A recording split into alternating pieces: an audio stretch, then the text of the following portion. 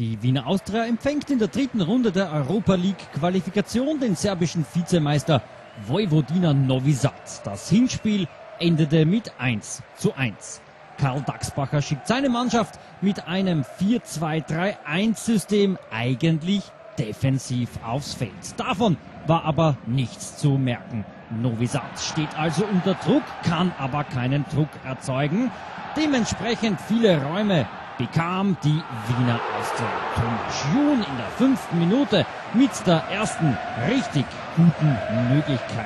Sowohl Jun als auch Okotje haben eigentlich das Abschlusstraining wegen Knieproblemen abgebrochen. Heute sind aber beide mit von Beginn an dabei. Genauso wie Zlatko Junusovic, der erstmalig zeigt, was er in seinem rechten Bein alles drinnen hat.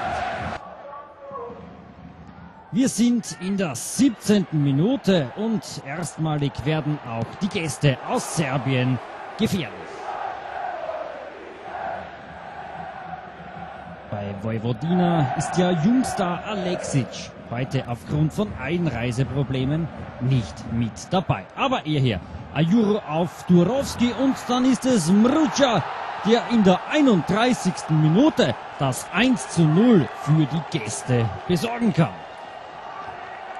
Der 25-jährige Serbe, der schon in Belgien gekickt hat, nutzt also diese Idealvorlage von Turovski zum 1:0.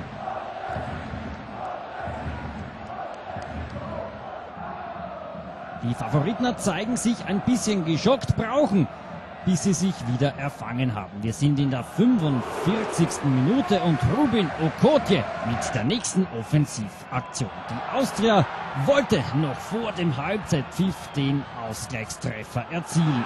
Okotje und dann steht Thomas Jun Gold richtig und besorgt das 1:1. 8.270 Zuseher jubeln, genauso wie der 26-jährige Tscheche mit dem 1:1. Hieß es also zurück an den Start. Novi Sad hat wie fast alle Teams vom Balkan sehr gute Fußballer mit individueller Klasse in ihren Reihen. Ja, und er gehört auch dazu. Dusan Tadic, der 20-jährige, besorgt das 2:1 für Vojvodina.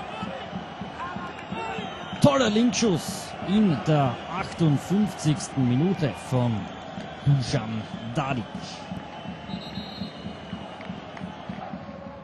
5 Minuten später die Austria im Vorwärtsgang und am Drücker. Brkic mit dem Riesenpatzer und Sulimani sticht. Zuvor eingewechselt von Karl Daxbacher. Trifft jetzt also Emin Sulimani zum 2:2 Ausgleich.